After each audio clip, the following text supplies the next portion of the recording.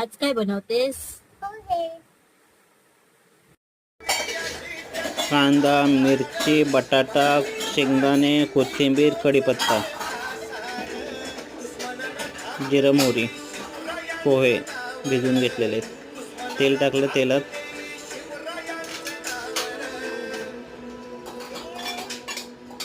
कांदा टाकला, जिरं मोहरी टाकली, कढीपत्ता, लसूण, कढीपत्ता वगैरे टाकलेला आहे. कांदा टाकलेला आहे. कांदा टाकून झाला. सगळे मसाले वगैरे थोडे टाकलेत जे काय आहेत ते, शेंगदाणे, आणि आता मॅच करत आहेत.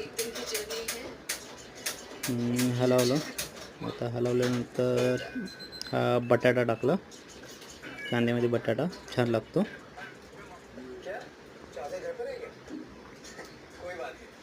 नंतर थोडंसं हिंग नावापुरतं. आता शेंगदाणे टाकले.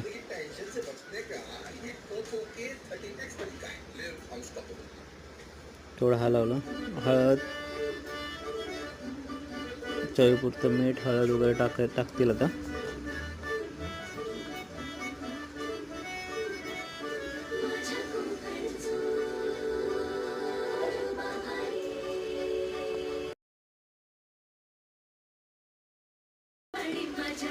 मीठ टाकलं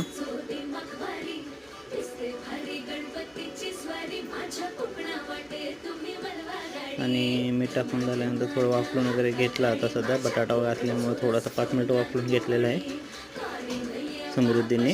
आणि आता समृद्धी पोहे टाकेल कदाचित, भिजवलेले पोहे.